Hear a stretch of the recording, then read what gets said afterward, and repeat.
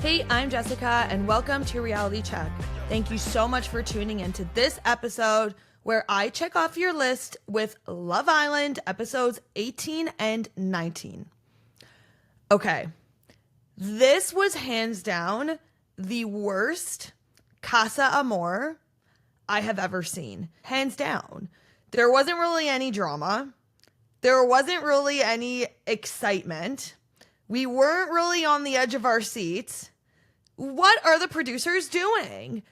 I feel like this show, this season, it's becoming so producer manipulated.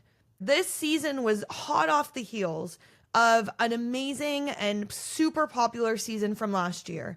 And all that production needed to do was to follow the same format that has made Love Island so great and so popular and so successful. Why did they have to change so much of the formatting this season, with in particular Casa Amor?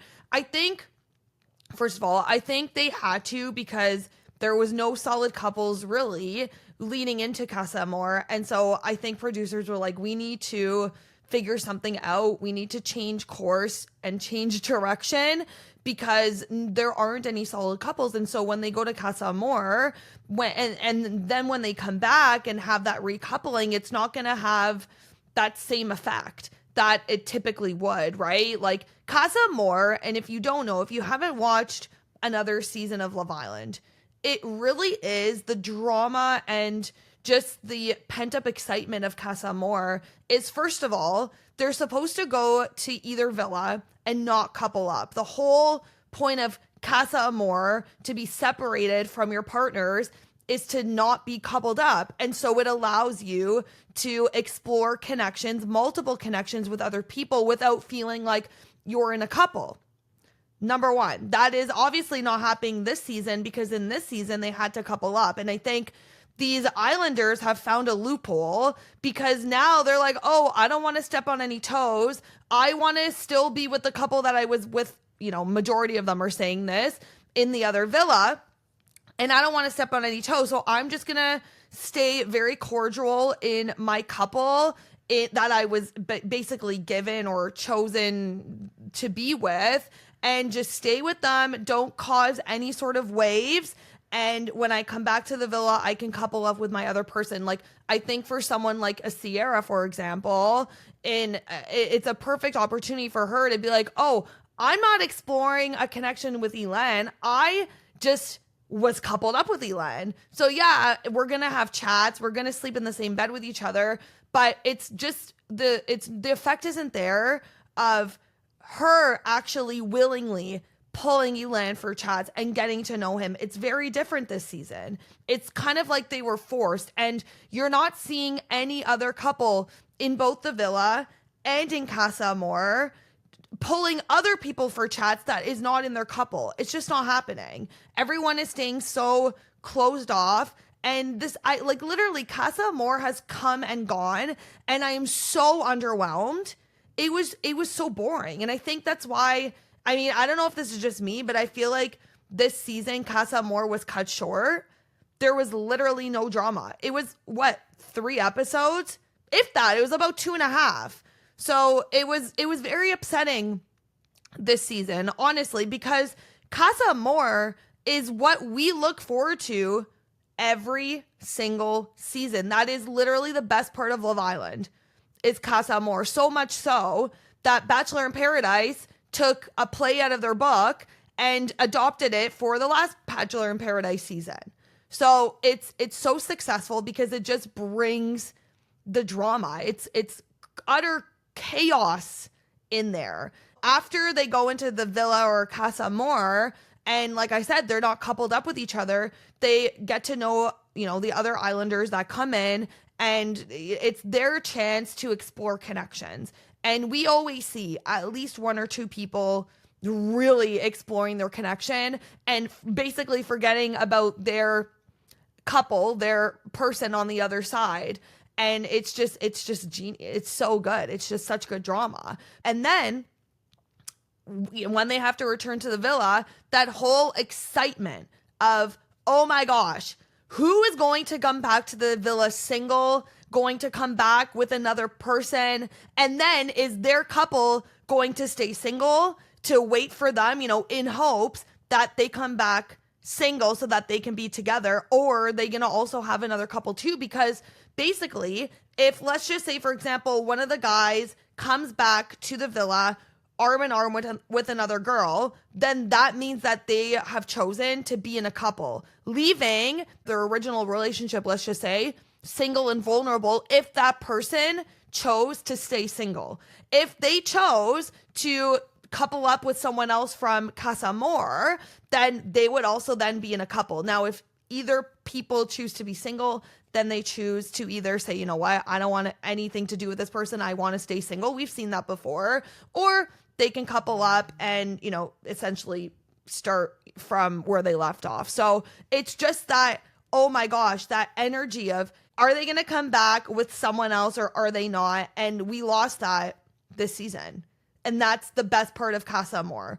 So it's been a little bit frustrating watching Casa Amor. And honestly, this episode 18, was the Nicolandria show.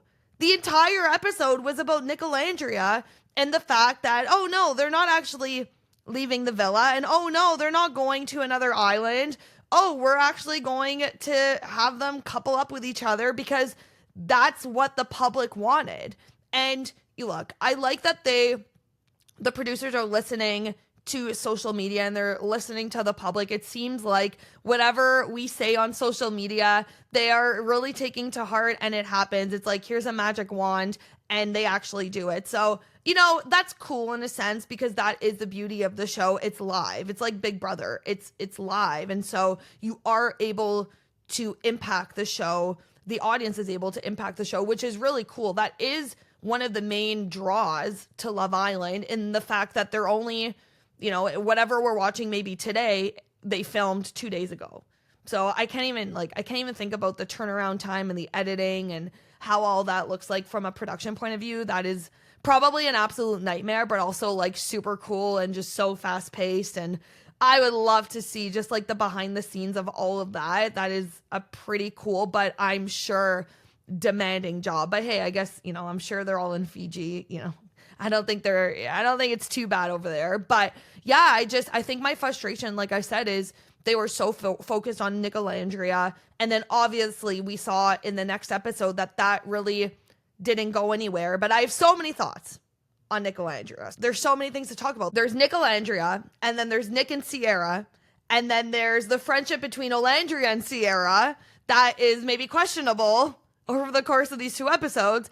And then there's Olandria and Taylor, or lack thereof, right? And so that is really what episode 18 was really centered around. So let's get into it. So in the beginning of the episode, we see that Nic and Olandria and Nicolandria, they go on a little date.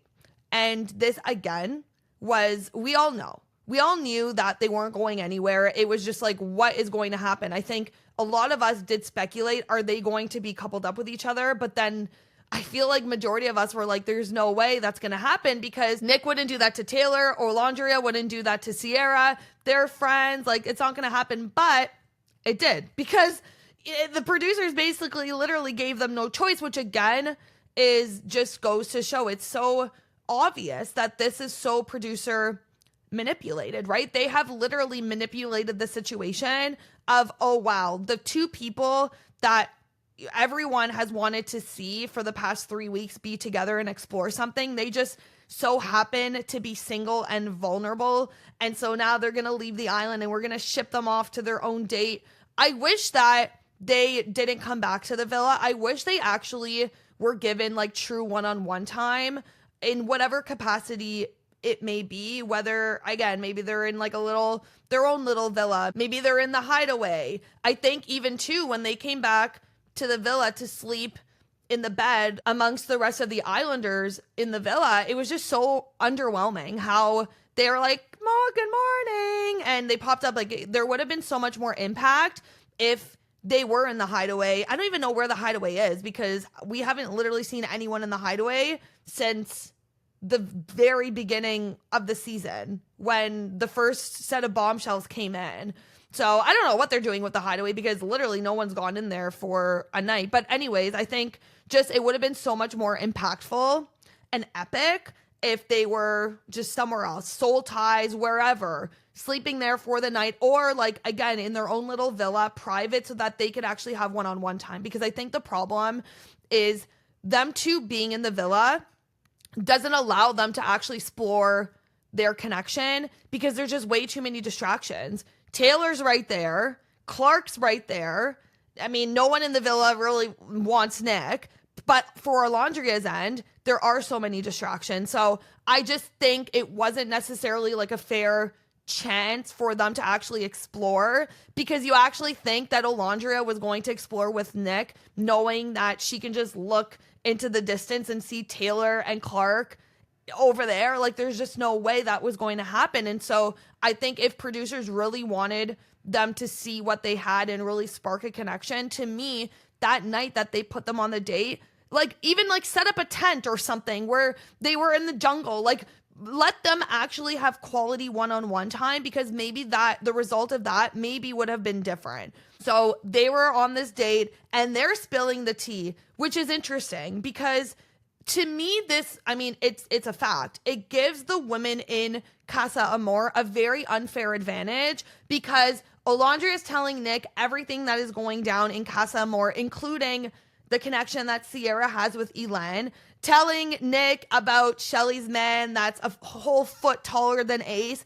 It's such an unfair advantage, and it actually gives the men an advantage because they get to know, obviously Nic goes and tells them literally everything, who the girls are coupled up with, who is, you know, maybe not feeling the couple that they're in. Like, it gives them such an advantage so that when the girls come back for the recoupling, they can already anticipate maybe what they're going to do. The men can. And the girls have no idea at all what's happening, right? They're spilling the tea with each other, and Nic tells Olandria all about Clarke. I was kind of surprised that he put his friendship with Taylor aside to really be honest with Olandria, because, I mean, he could have just been like, Taylor has, you know, obviously they had to couple up, right? Like, they all had to couple up. So him being with Clarke wouldn't have been a surprise to Olandria, but actually going into detail about their physical connection, their emotional connection, like, I don't know, that should have come from Taylor directly.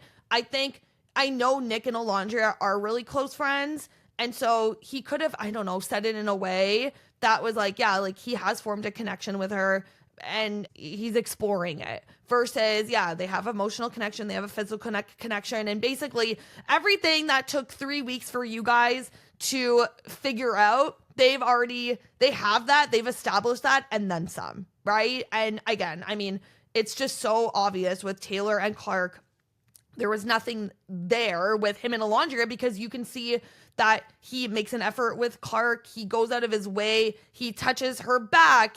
Not that, like, the way that Taylor kisses is just so weird. Like, and it's so funny because when he's kissing Clarke, you can see Clarke, like, really trying to get in there and, like, push her way through. And Olandria wasn't doing that. They're just peck, peck, peck. Again, like, I get it. You're on TV, and I don't want to, the makeouts and the kissing and the challenges, like, I don't care for any of that. But I think Taylor, like, that could also have been a reason that, like, that chemistry with Olandria wasn't there, because if they're just, like, pecking all the time, well, then what's going to happen? And so, again, I think that just really goes to show that the physical connection between Taylor and Olandria was never there. And I also now, just in hindsight, I think Taylor just stuck with Olandria so that he was able to stay in the villa, right? Like, I think especially when Jalen came in, that is really when Taylor went from 0, not even 100, like 0 to 50 basically. And Ace was like, you need to try, you need to put in the effort. Breakfast isn't good enough. Remember that? And now looking back, it's like, I don't think Ace was giving them that pep talk to be like, go get your girl. It was more so of like, you need to stay in the villa. So you need to do everything in your power so that your girl chooses you and your girl is still into you, because Ace knows Ace is the biggest game player in the villa. He knows you need to be strong going into Casa Amor, because then technically you should be thinking about your other relationship while you're in Casa Amor or while, you're separated from your partner. And if you're not, well, then you're not going to end up together. So you really need to try and develop some sort of strong connection. If not, then you're going to risk going home. And I think that's exactly what Ace was doing. I think that's exactly what he was telling his little minions to do, which is why in hindsight, it's just so obvious to me that Taylor was never into Olandria. I think they just coupled up from day one. There was never a girl that came into the villa for Taylor. I think Jalen came into the villa for Olandria. I think producers sent him in for Olandria. Olandria just really never gave him the time or day, which now is to her detriment because there's really no one in the villa. We saw the recoupling, right? And we'll talk about it. There's really no one in the villa that's into Olandria, and I think she has just closed herself off this entire 3 weeks, which as much as we love Olandria, there's only so much that production and the public can do to save you. And you've literally basically now have had 9 lives. And so I don't know going forward what's going to happen for her because I don't think there's going to be another guy that comes into the villa for her because she had her chance with Jalen.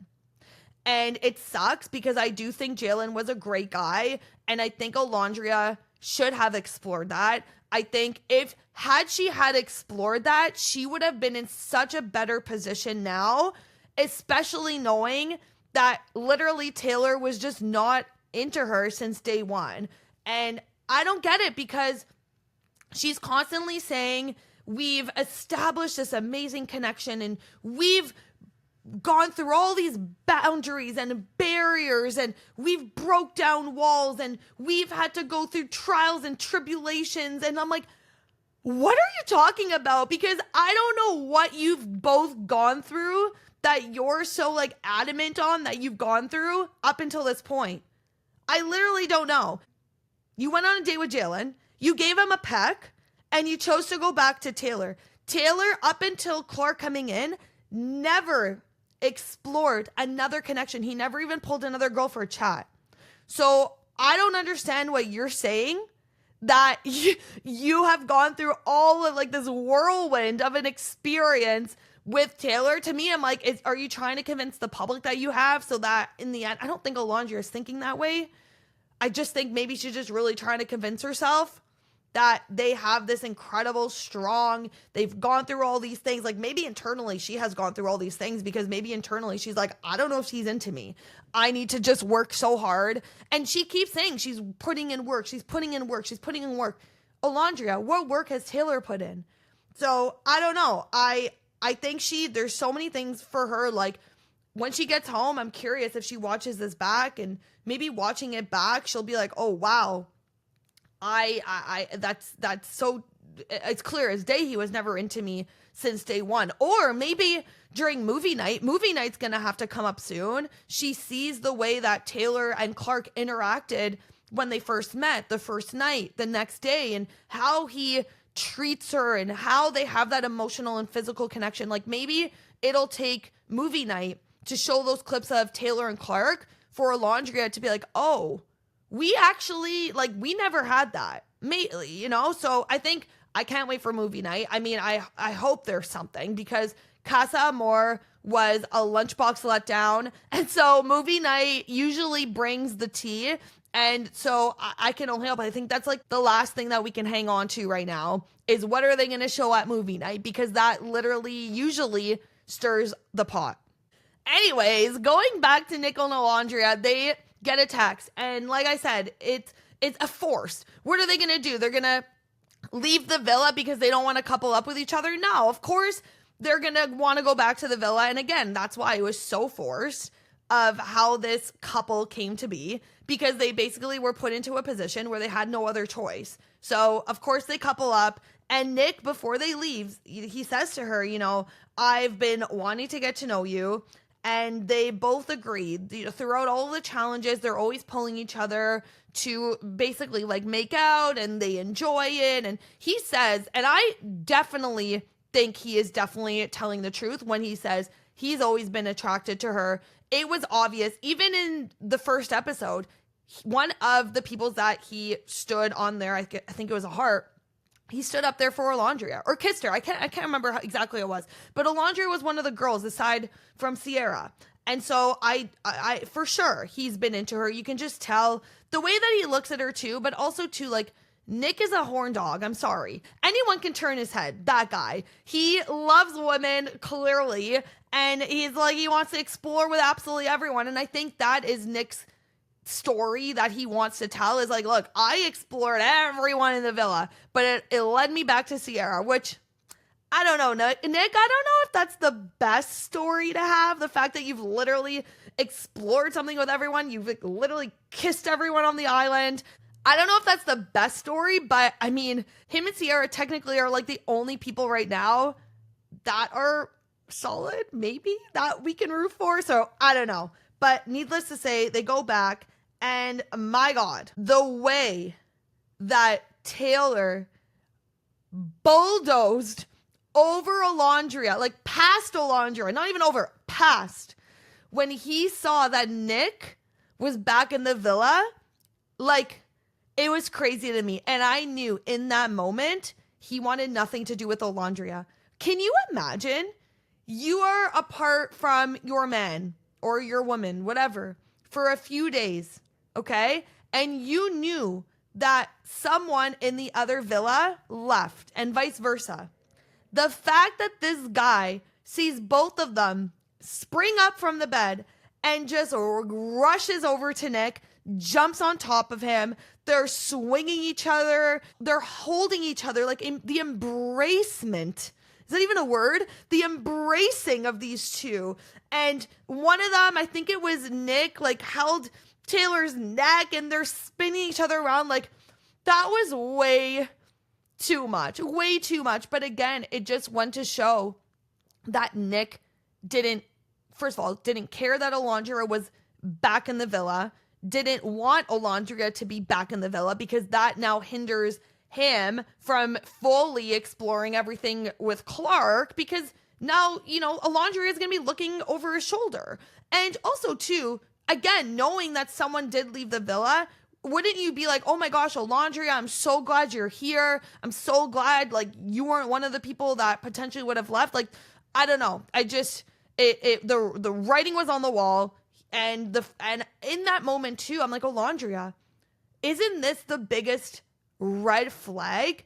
That is the biggest red flag. The fact that he went straight to his boy, and the way that he acted, it was like that was his couple, like his one true love, Nic, coming back into the villa. And he didn't care that Olandria, the person that he was coupled up with for 3 weeks, he didn't care that she was there at all.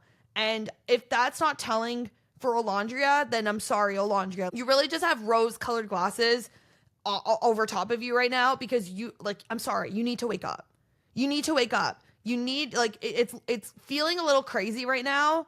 The fact that it's literally right in your face how he embraced Nic over you. And then you're still talking about the trials and tribulations that you both had to go through to get here and how much work you've put in. But what work did he put in? It's wild to me. It's absolutely wild. And this is too where I get a little bit confused about everything, because now with Nic and Olandria being a couple, right? It's very hard for me, even though we all wanted them to try and explore something. The problem is it's too late. It's been a full 3 weeks. It's been a full 3 weeks of not only her being coupled up with Nic, but her knowing Cierra, and Taylor being BFF. Like, literally, look how they embraced each other. Him being BFFs with Nic. Like, come on. There was no way that, even though they were coupled up with each other, and even though they both in that evening said that they wanted to explore things with each other and they're both attracted to each other, there was just no way that they were going to go for each other's partners, because how could they do that? Like, literally, how could they do that? They have been just so close for the past 3 weeks. And I get it. You're not on Friendship Island. I get it. But like, that to me is such a situation of like, that's your girl and that's your boy. And so just us as viewers, how for me it was hard to buy into the fact that that was even going to happen, because I think it was just too late. Maybe 2 weeks ago, if that would have happened, like, yeah, cool. And maybe it would have if they actually did try to explore it a few weeks ago. The problem is Olandria was just so closed off. And Olandria still is closed off in this episode and in the next episode. So they, that evening, they shared a pretty passionate kiss, which came out of left field, I would say. It wasn't a peck. It was a full-blown makeout. It was pretty intense. There's definite chemistry between the two. That's for sure. No one is denying that there's no chemistry between the two. And I think, what is going to suck for Cierra is the fact of, again, this is where movie night is going to come in, because she's going to see this kiss. And even though that Olandria and Nic are going to tell Cierra that they did share that kiss, she doesn't know what kind of kiss it is.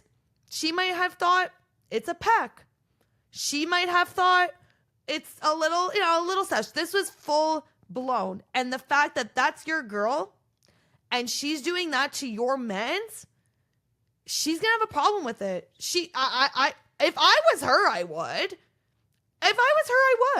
And seeing it like movie night, it's going to be endgame. It is. And that is where I think Cierra will have a downward spiral. I think she'll be really pissed at Olandria, rightfully so. I would say, again, you're not on Friendship Island, but I do think there are certain situations where like you need to have respect for your friends. And to me, it was like, Cierra and Nic have been coupled up since day one. You have been girls with Cierra since day one. Yeah, she was a bombshell, but she literally came in the first episode.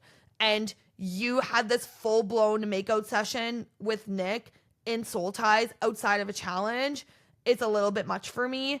And it's going to be a little bit much for Cierra, especially when she sees it at movie night. Because I think they can say, and be honest with her, yeah, we kissed, but maybe they're not going to say exactly what kind of a kiss. Why are they going to be, yeah, we made out and he grabbed my ass. Like, it's not going to happen. So I knew it wasn't going to go anywhere, but it was very, not tough for me to watch, but it was hard for me to watch just knowing that like, it's kind of awkward for Cierra.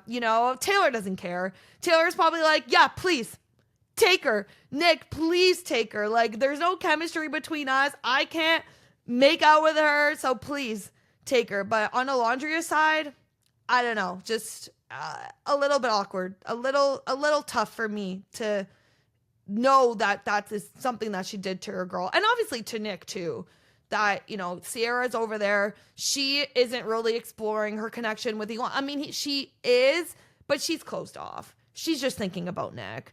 So, I mean, Sarah's my girl and I really do love her. She is definitely my favorite of the season. And so I'm going to back her up. And so that scene of them making out in Soul Ties, yes, it was kind of what all of us wanted.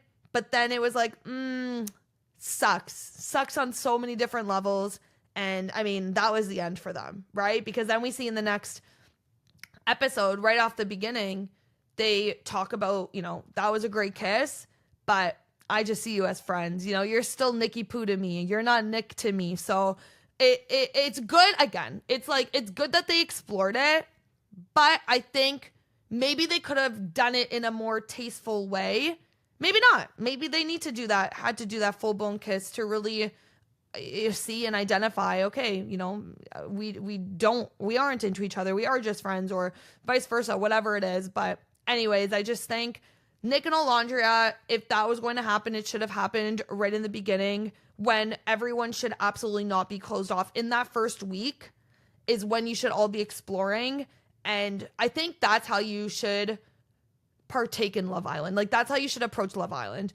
If you are chosen to be the OG, if you're one of 5 OGs, you should be exploring for at least the first week and a half, because that is when so many bombshells come in and you're just exploring. You explore. You know that there's going to be a few recoupling ceremonies.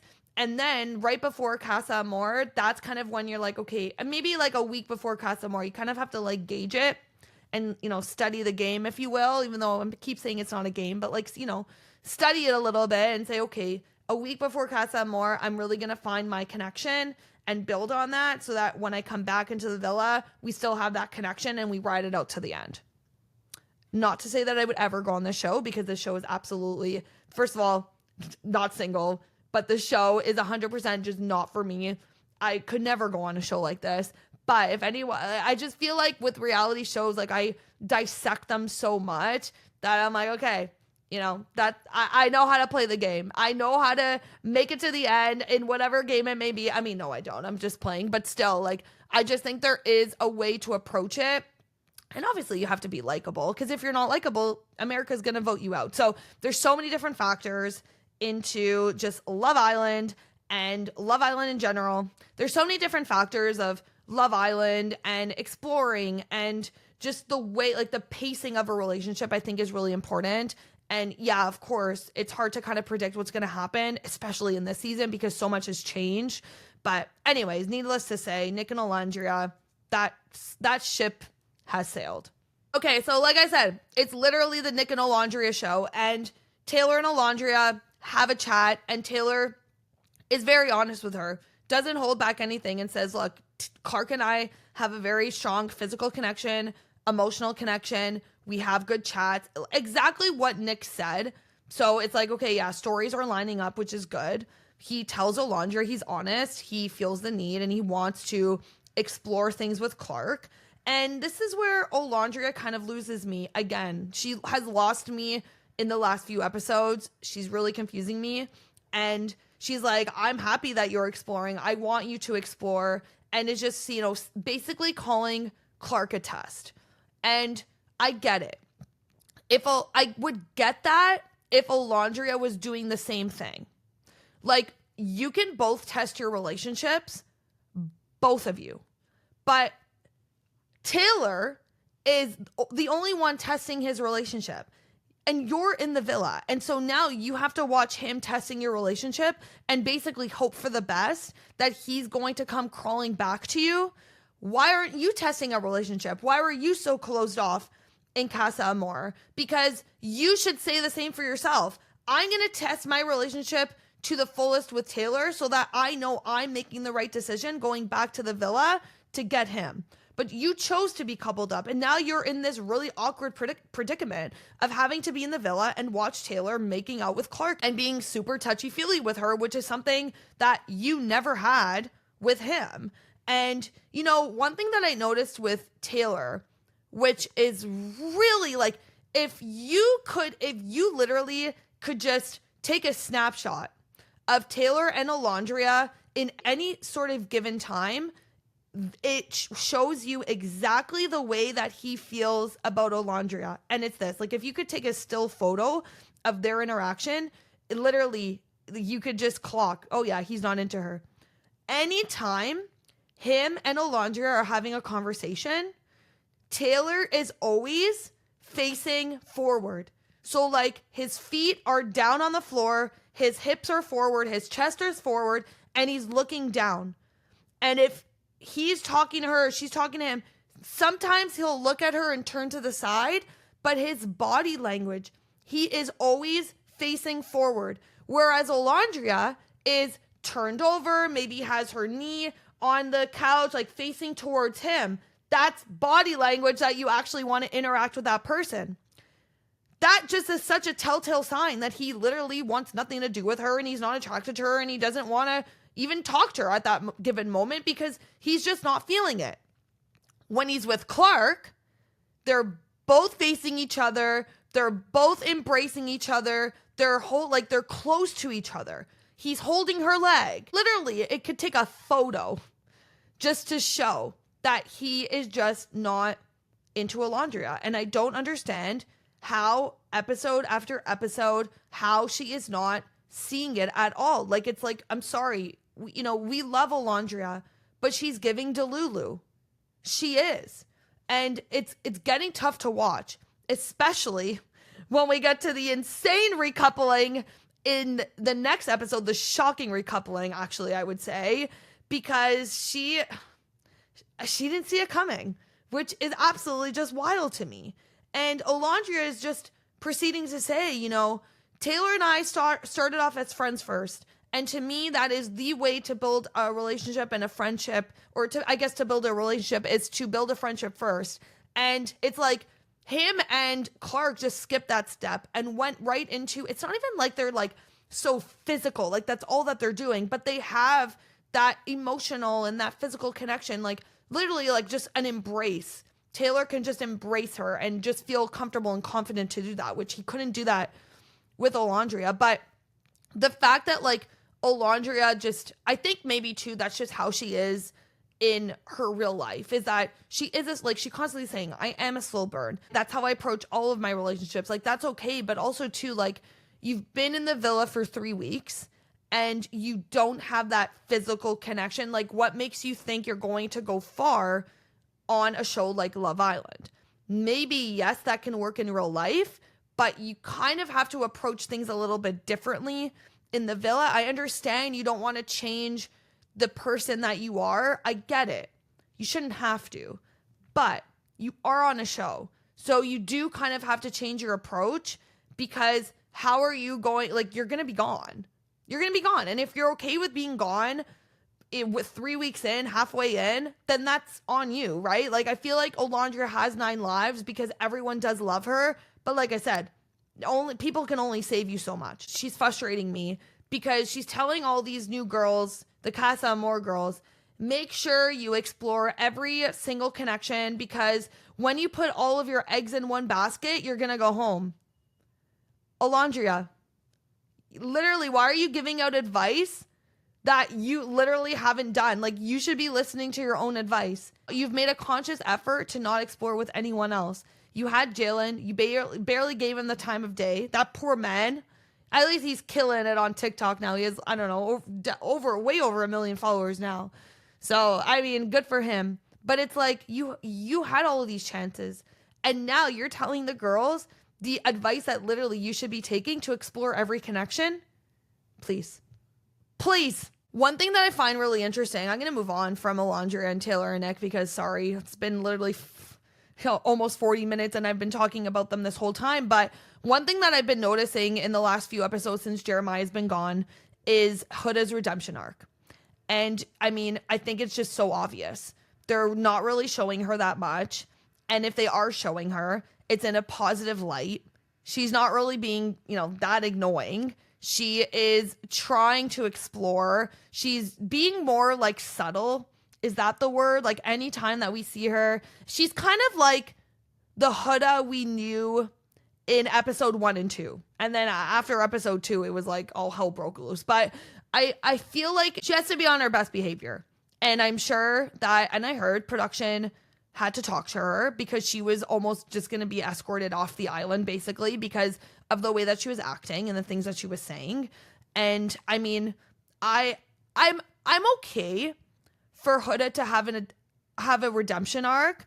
Do I really love the girl? No.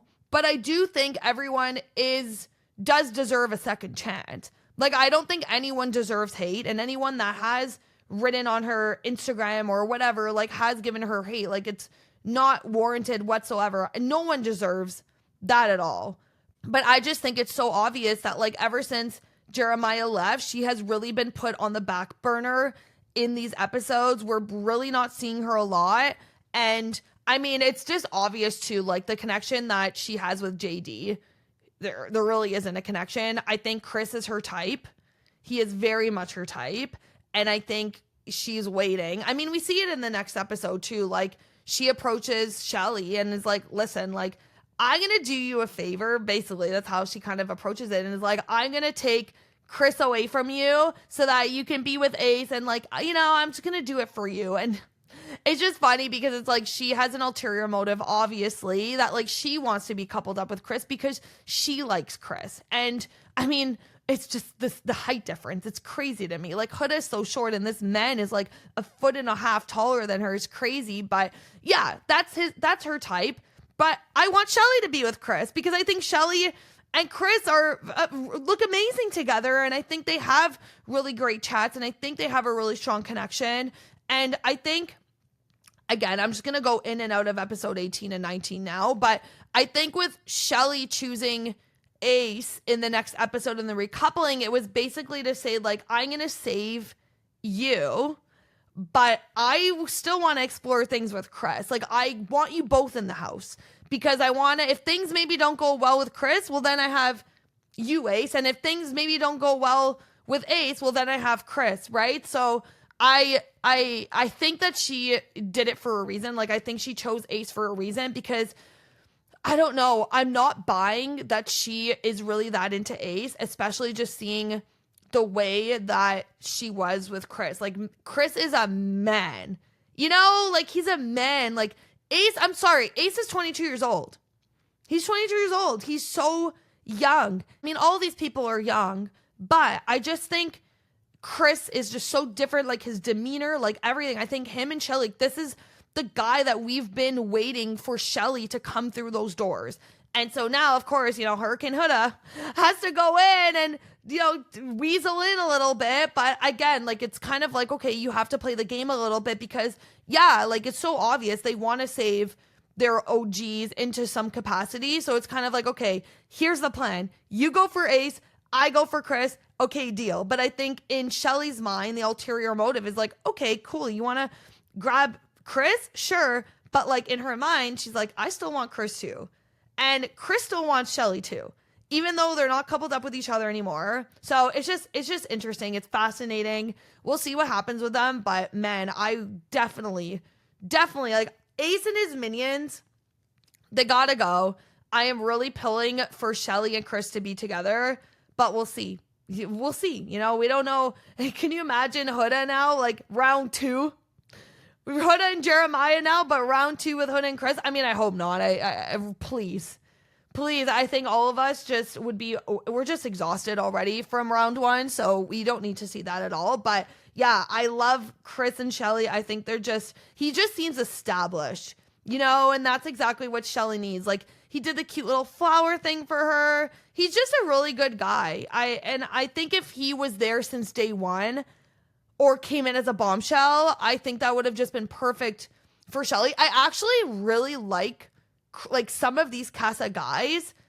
I really like them. Like, I like Chris. I like Elan.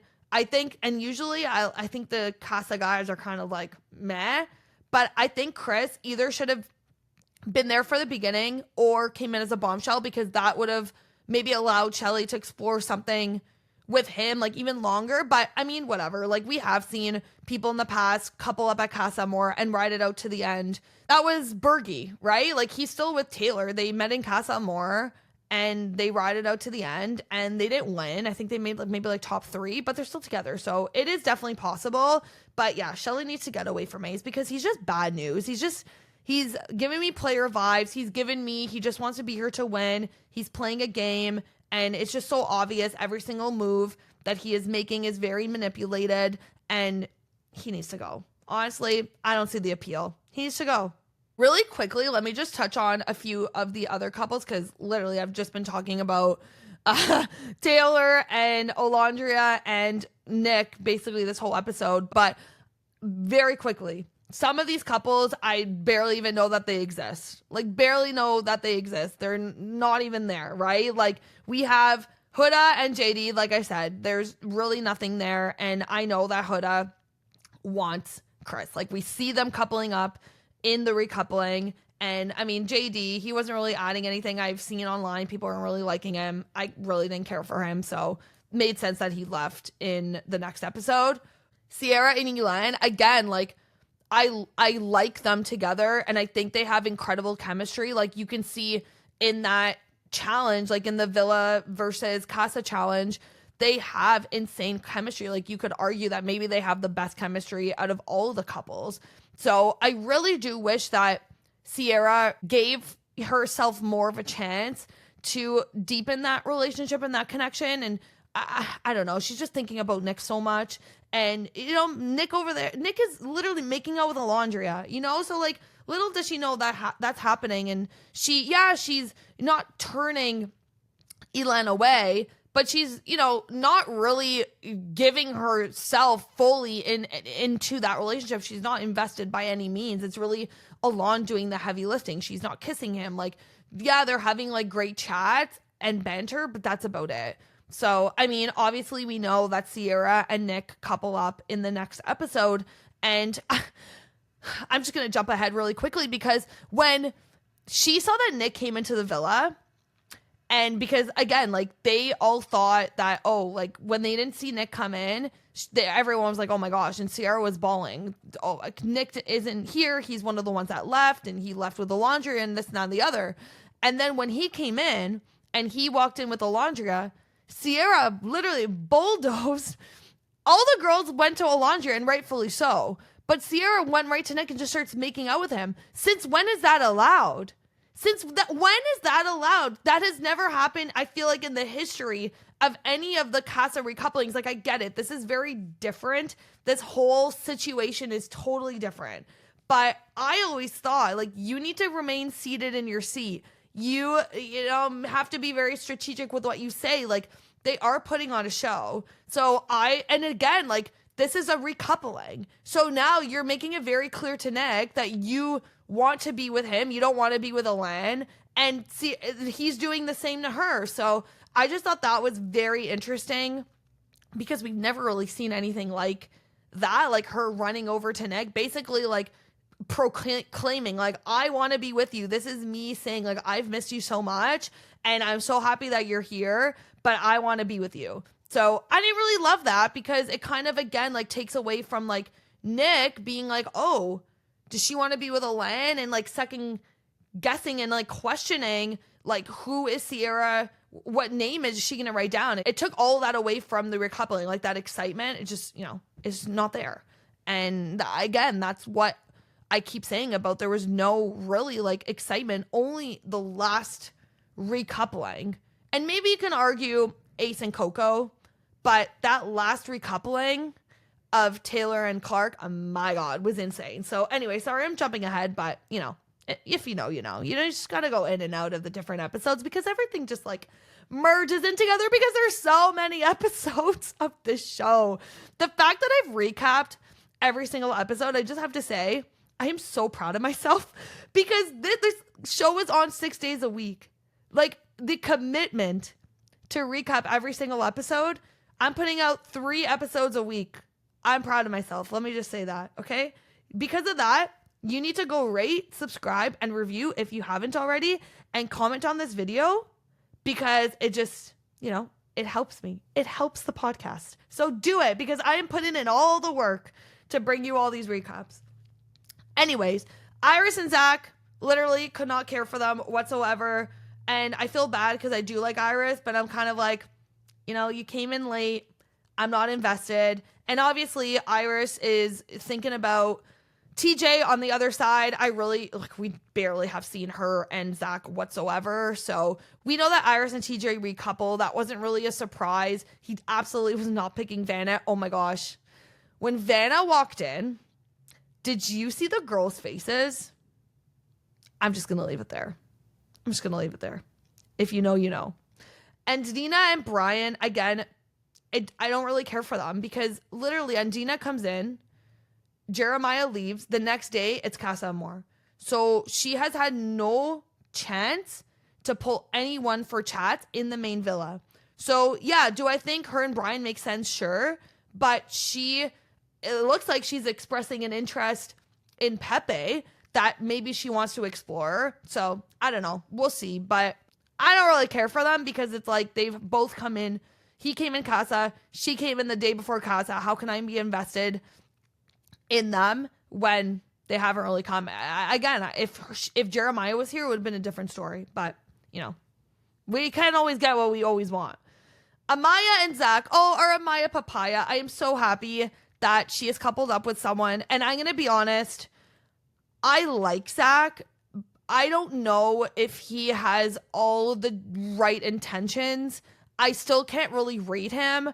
I don't know if he was on, I think it was the Australian version of Big Brother, UK version, one of those. I don't know. But he was on one of them. So like he comes from a gamer background. So I don't know if he is in this to just like play a game. He's also friends with Miguel from last season. So like I'm sure Miguel has given him tips, right? And like Miguel came in, Miguel was a bombshell, right? Yeah, Miguel wasn't a Casa boy.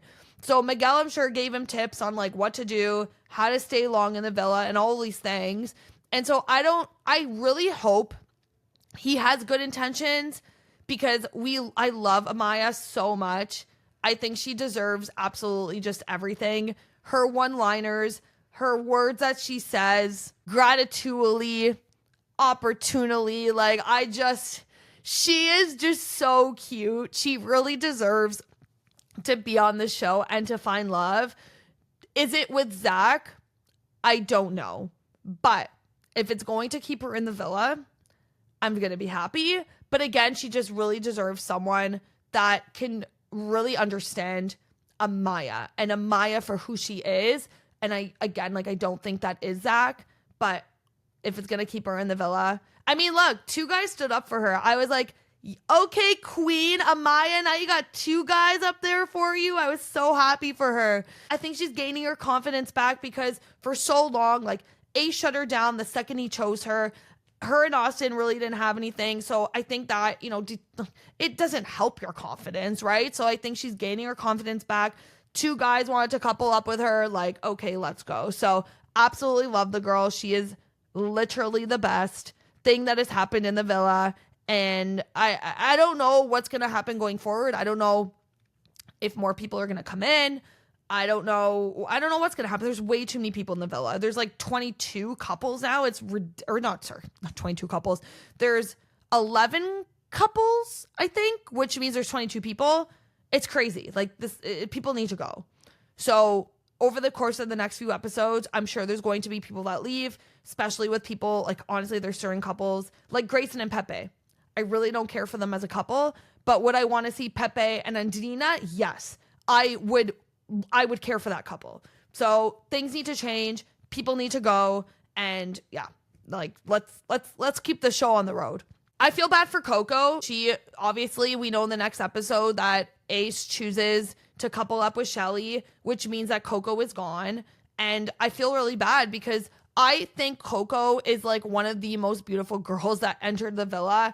And I think she should have come in as a bombshell. I don't think she should have been a Casa girl, but it sucks. She's gone. I knew Ace was going to pick Chelley. To me, it was so obvious because, again, he is a gamer. He's not going to ruffle any feathers. He's not going to change course suddenly because I really do believe he has done every single move very strategically. So it's like, look at all the people I've coupled up with, and now it's led me to Chelley. And look, we went to Casa Amor. I explored. I had this beautiful girl, but I still chose Chelley in the end. And I think that's kind of the mentality that he has. He just wants to win. Can you imagine this guy makes it to the end and chooses to take the money? It's not going to happen because America isn't going to, he's not going to be the number one couple. It sucks because everyone loves Chelley, but we never know. Like, Chelley might end up with Chris. So there's still so many. How many more weeks are there? 2.5, maybe 3 weeks. Man, this is really going by so quickly. It's actually crazy. Yeah, there's probably like 2.5 weeks left, which is insane. So anything can happen, but I feel bad for Coco because I thought she was super cute. Jaden and Austin, I actually really like Jaden, and I wish that Nic had explored more with Jaden because I actually, I think he just should have tried to explore more. It's just weird to me. Austin is really giving me the creeps. I just think he is, I don't know. There's something about him. It's giving me the ick. And I think Jaden seems like a really nice girl. And I don't know what she's doing with Austin. It's just giving weird, but whatever. I don't know. He seems really happy. She seems kind of happy. You know what I was thinking too is I wonder maybe if she chose not to go in with Nic, because if she did go in with Nic, like really coupled up with him, she knew going into the villa, there was probably no shot of Nic coupling up with her because then like Cierra's there. Like Nic would have coupled up with Cierra. So I wonder if she's like, in order for me to kind of like make it into the villa and just think like longevity wise, maybe that's why she coupled up with Austin. And it's kind of just like only a strategic point of view. I really don't know what she sees in him. I don't know. I can only think that people are playing games and putting strategy behind the things that they're doing. Like, they have to be. They have to be, you know? I mean, Olandria absolutely isn't, but they have to be. So that's what I think. I think she was like, there's no shot for me if I explore this connection with Nic, because I know he's going to go back to Cierra. So I'm just going to stay with Austin. So anyways, let's move on. I touched a little bit upon Nic and Olandria and kind of them coming to the realization that they're just friends.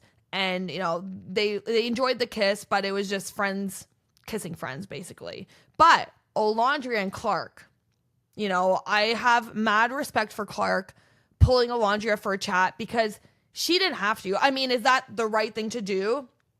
Of course. But she didn't have to. Olandria said, she's like, I wasn't going to pull her for a chat. And I don't think Olandria was the person that should have pulled Clarke for a chat. Like, I do think Clarke should have taken the lead, and she did, which I think was really good. And I commend her for that.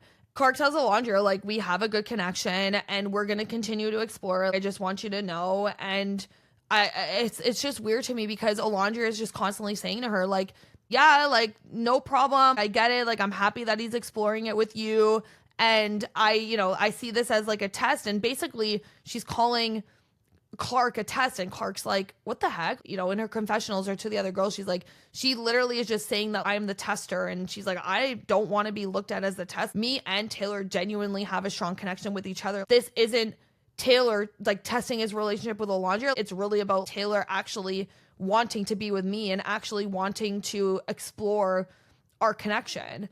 And again, Olandria is just delulu, and every single conversation that she has with Taylor, it's making me feel bad for her, because it's making her look kind of not great, just like in delulu land, right? That's literally, I'm sorry, it's the perfect way for me to describe the way that she's acting and thinking and saying. Like, I'm sorry, but before the recoupling, when Olandria went into the photo booth on her own and took these sexy photos of herself and put them in Taylor's drawer with like a kiss on them for him to then find her, like literally putting herself out there, like sexy photos of her to basically like try and claim him and be like, look, this is what you're missing out on. And Ace was like, oh, she's playing offense, all right. It's, to me, it was too try hard. It was way too try hard for her to just take those photos and just like put them like, hey, this is what you're missing out on. It was too much. Like, I just think, Olandria, you need to focus on building other connections, because this connection with Taylor is 100% done. There was never ever a connection. He honestly was just using you to make it far enough so that when a girl that came in to him that, you know, turned his head, he was there in the villa and he was able to explore that connection. He was using her, and the fact that she can't see that, I'm just like, look, if Olandria even makes it to movie night, because Olandria is having 9 lives. We see that again in this episode. She could have gone home again for the second time. The villa people chose to save her, because I think that was a producer manipulative thing. Like, how could it have been that Olandria was potentially going to leave again and then she gets voted out? Like, there's no way that could have happened. That just wouldn't have played out well at all. And obviously, like, she is a favorite. I think I'm getting a little bit tired of her, if I'm being honest, because I just think she's not really taking on this experience. She's saying she is, but she isn't. I really don't know what she's doing. I don't know what she's doing, aside from really trying to put like every single minute attention to detail in on someone that absolutely wants nothing to do with her. I don't know what else she's been doing. So I think, look, if she's around for movie night, I just hope that what they show between Taylor and Clarke is eye-opening for her, because she just, I don't know. I don't know how she's not seeing it. Do the other girls see it, or are the other girls going to see it? Like, oh, wow, the way that Taylor and Clarke interact with each other, like Olandria and him never interacted that way. Do they tell Olandria that? I don't know. Again, I just think there's so many things that she's doing that it's way too much. And let's just see going forward what ends up happening with her, because she's single now. She's single at the end of episode 19. She's not with anyone. So again, here we are, Olandria single, like the same thing that happened a few days ago. So it's her own doing. She hasn't put herself out there. She hasn't given anyone else the time or day. And she's, telling other people, oh, you got to explore other connections. But you're not doing that whatsoever. So anyways, the recoupling was, I didn't really love this format. And when I was watching this, I totally forgot that the girls didn't know still that Nic and Olandria are in the villa. Like, that's how they found out. All the men walked in with their girls that they were coupled up with. And again, there was no excitement because it wasn't like, oh, are they coming in with someone or not? It was like, oh, here's their couple, and they walk in. And obviously Nic was the last person to walk out, and I totally forgot. Like, watching this, I was like, oh yeah. And it was just like such an unfair advantage. And I thought it was so funny that like Taylor walking out, like, he had an Oscar worthy performance of like, oh my gosh, like seeing the girls, oh my gosh, Olandria is the one that left the island. So he was doing that. Ace looked like he was like super upset or like trying to console him. Obviously the producers told him, you got to look really upset, even though you know that she's here. The girls don't know that they don't know that they know. It was literally that. So it's just this whole recoupling. There was no excitement for me. The only excitement for me in this recoupling, the last, bomb that dropped of Taylor choosing Clarke in the end. Other than that, there was nothing. I could have predicted every single thing that was going to happen. It was just weird. Everyone was standing in a circle and they had to write down, like, all of this is very new. If you haven't watched Love Island before, this is not a typical recoupling after Casa Amor. Like, this doesn't happen. For me, I'm a creature of habit. And if something works, why are we changing it? This format, I think there's just way too many people. There's 24 people. 24. How am I supposed to be invested in 12 couples? It's not happening. How does any of these other couples that, like, any of us barely care about, like, how do they even have a shot? Because you're not going to be given any airtime, right? Because in the end, it's America that gets to choose who wins in the end. So if you're one of these couples that are just like so new, and obviously they don't know technically who the couples that we care about, but like, I'm sorry, TJ, like, do you actually think that like you're one of the couples that we care about because you just came into the villa? You know what I mean? So look, let's get into this recoupling and what went down. I kind of just said it a few minutes ago, but let's just go in chronological order. So Jaden and Austin go first, and I knew it was a match, 100%. That was obvious, because who else was Jaden going to go for? She wasn't going to go for Nic. That would have been so stupid of her. So of course she went for Austin. I don't know. Let's see. I don't really care for them, to be honest. I don't care for this relationship. Our little Amaya Papaya, so happy for her that two men, like I said, stood up for her. We had Zach and JD. JD was previously with Huda, but we could just see there wasn't really any sort of chemistry with them. It's a match between her and Zach. Again, I'm happy for her. I don't know if he has true intentions, but let's see. Pippin, Grayson, it's a match. Great. Don't really care. And Dina and Brian, it's a match. Again, great. Don't really care. TJ stands up, and he has two girls for him, which is, surprise, I guess. But Iris and Vanna both stand up, write his name. And obviously, like, I knew, like, it was so obvious that he wasn't into Vanna. I'm sorry. And this is where it's like, okay, kind of interesting, because Ariana's like, okay, did anyone write down Iris or Vanna's name? Zach wrote down Iris's name. So then Zach had to stand behind Iris. So it's kind of like this, like, I don't know, chain reaction of like the different levels of people standing in the circle. I don't know. I don't know. It's so confusing. There's too much stuff happening that's so different. Like, I can't keep track of it all. But anyways, TJ, Iris, it's a match. Again, good for them, I guess. Ace. So this is where I knew Ace was going to pick Chelley, but I was just feeling really sad for Coco that she didn't get chosen. And I felt, kind of awkward watching it too, because both of them are in like highlighter yellow. Like, both of them are matching. They're both looking absolutely beautiful. But again, of course, Ace chooses Chelley because we know he's not going to ruffle any feathers. He's not going to cause waves because he wants to make it to the end, and is best chance at making it to the end is with chelley. Huda and Chris, this is a new couple, a brand new couple, because again, Chris and chelley were previously partnered up with each other, and we saw, Huda and her basically having this little okay, and break. This is what we're gonna do. It's very obvious that Chris is Huda's type, and this wasn't a surprise whatsoever, because if Chris stood behind chelley, then Chris would have been vulnerable. So he played it smart in choosing Huda, and so let's see. But again, I personally want it to be chelley and Chris, so let's see what happens between them. Cierra, Nic, and Olandria, we all knew, again, and this is where there was no, oh my gosh, what is Cierra going to do? Is she going to choose Olandria? Is she going to choose Nic?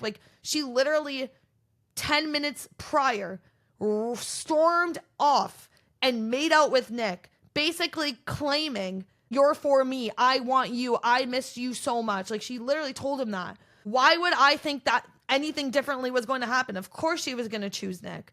And again, I don't know how I feel about Nic and Cierra. I love Cierra so much. I do. But there's just something about Nic and the fact that he's had to explore absolutely every single girl in the villa. There's just something about him that rubs, I don't know if it rubs, I just think he's too much of a charmer. I think he's too much of a charmer. And I just think Cierra is just such a down-to-earth girl that if they do leave the villa together, I don't trust this guy for a second. I don't. So let's see. I don't know. I think he has a lot of work to do to win all of our hearts back, because I know a lot of us, myself included, are mad at him for what he did a few episodes ago. So let's see. I do want Cierra to be happy and find someone that she really does like. But again, I don't know if it's Nic, and maybe it is just for Love Island, but I don't see Cierra and Nic staying together in the future. I don't know how I can trust him. I don't know if she can trust him. Okay, so the moment that we all waited for, Taylor had to make a decision on who is it going to be. Is it going to be Clarke and Olandria? And I do have to say this. So when I was watching the episode, I was making my notes, and I just started writing. I said Taylor, Clarke, and Olandria, and I literally wrote this down before this even played out. And I said, Taylor chooses Olandria. I just wrote that out because that's literally what I thought he was going to do. I thought Taylor was going to play the safe route. So when this guy turned his thing over and said Clarke, my jaw literally met the floor. I was shocked. Every single one in the villa had their jaw to the floor. I was shocked. I actually couldn't believe that he did it. I didn't. I thought, was he going to be pressured from producers to pick Olandria? Was he going to feel pressured from Ace to pick Olandria because that's a safe option to make it to the end? I really did not think Taylor had it in him to pick Clarke, but he did. And you know what? It was the right choice. As much as it sucks for Olandria, does it? Because he's not even into her. It really, truly was the right choice, and I'm happy that he chose Clarke. And Amaya's reaction, I just love Amaya so much, just yelling at him Taylor, what, there's no way. I love how outspoken she was. I thought it was so funny that Zach was okay, relax, just look away. He was trying to calm her down because she was just screaming. Again, this isn't really something that we've seen before, the way that people have reacted as much as I can remember. Yeah, people are shocked and oh my gosh, taken aback, but I've never seen someone as outspoken as Amaya being what? Taylor, are you kidding me? Why would you do that? No way. I don't think we've ever seen that. And to be honest, I kind of love it because it's just so endearing. I love her. I really do. Anything Amaya does, I'm just we love you. You can do whatever you want. So while I was watching this, like I said, I literally wrote down verbatim. I was Taylor chooses Olandria because that's what I thought he was going to do. But then I said, okay, let me rewind the speech that both Clarke and Olandria gave on why they chose to couple up with Taylor. And his face really did say it all. It did. He looked like he saw a ghost. And it really, if I was looking at his face the first time I was watching it, that would have been a very telltale sign that he did pick Clarke because he looked so upset. And then when Olandria was going on about the fact that, you know, we overcame all of these obstacles and we've always found our way back to each other. And he can't even look up, let alone look at her. He can't even look up. And again, like, I was like, okay, like, yeah, I can, if I really was paying attention the first time, I would have been like, okay, this guy's picking Clarke. Again, I don't understand what obstacles this girl is talking about. It's really shocking to me. You're not exploring the other connection, which is why you're constantly in the bottom, single and vulnerable, and you're lucky that you're likable, which is why you literally have 9 lives. She's the only OG that is in the bottom, single and vulnerable. There were 6 of them, 3 girls, 3 guys. One thing that I just think speaks volumes is the fact of Olandria and Taylor were coupled up since day 1. Taylor and Clarke were together for a whopping 72 hours. So that is so telling that his relationship with Olandria versus his relationship with Clarke. Like, the fact that he was with Olandria for 3 weeks, he developed an even stronger connection and relationship with Clarke in 72 hours. It speaks volumes. It speaks volumes. And again, that should, I hope the line is drawn in the sand for Olandria. She needs to move on. She needs to get over it all. She does. She needs to move on, embrace this experience, find someone else. Like, you need to put yourself out there. She does. And maybe now she's like, oh, maybe I should have really tried to connect with Nic, because literally, who are our options right now? I don't know what other bombshells are going to come in. There's way too many people. How are bombshells going to come in this villa when there's like 18 people left, something like that? It's crazy to me. So actually, no, I think there's 20 people left. Way too many people. So now all the 6 people are vulnerable, and now each, I guess, like, the opposite houses have to choose who to save, which is good. Like, this is what we've wanted. The villa chose to save Olandria, like, no surprise there. Like, who are they going to save? Vanna? Like, no, it wasn't going to happen. And Casa Amor chose to save Elan, which I wasn't surprised at either. I kind of saw that happening. So I don't know. Does Olandria and Elan try to spark something? I mean, he kind of looks like Nic.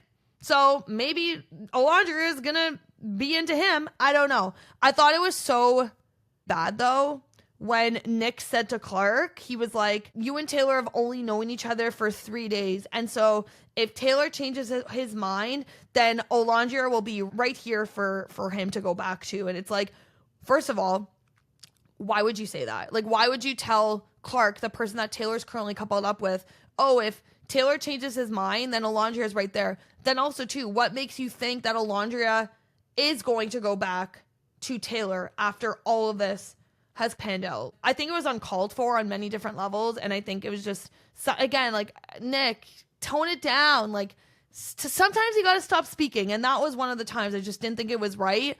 And I didn't think it was fair to Clarke. It's also just like, what makes you think Olandria is going to come crawling back? Maybe she is. Maybe she is. I don't know. We have to see. We have to see what happens in the next few episodes. But yeah, you know what? It was a jam. Was it a jam-packed 2 episodes? I guess so, because I've been talking for almost an hour and 20 minutes now. But I would say it was, because there were so many things happening in the sense of like, okay, we had the Nicolandria, what was going to happen between them. We had Taylor exploring this new connection with Clarke. We had this recoupling. There were big things that were happening, but it was so focused on these big things that there wasn't kind of like a lot of little things happening. Like, we didn't really see a lot of people in the villa. Like, so many people aren't getting airtime. So I think the next few episodes are going to be interesting. I know the next episode, because we saw the preview for it, is the heart rate monitor challenge, which I love. That is one of my favorite challenges. It's always my favorite. I always like get upset when it's over because it's just so fun to watch. So that is something we have to look forward to. We also have movie night, which is, you know, we love movie night, and that's going to stir up drama. And after that, I really don't know what's going to happen. Are we going to get more bombshells? Are people going to leave the villa? There's way too many people here. So how is that going to happen? There's a lot of people that I think I'd be okay with if they leave. So let's see, you know, I think this is a very different Love Island. I think that's very clear. So how now they're going to move forward in the next 2.5 weeks is kind of left to be seen, because I genuinely don't know, because it's such a different show. So I'm going to be back to recap the heart rate monitor challenge and the episode after that. Before you know it, because like I said, Love Island is on 6 days a week. And so we are busy over here giving you all the recaps and all of my takes on every single episode. And I'm going to do it until it ends because I am halfway in and I'm going to just keep going. So that'll do it for me today. Thank you so much for tuning into this episode. Please rate, subscribe, review, do all of the things. Follow me on Instagram and TikTok at yourrealitycheck.pod. And I cannot wait to chat with you in the next episode. Bye.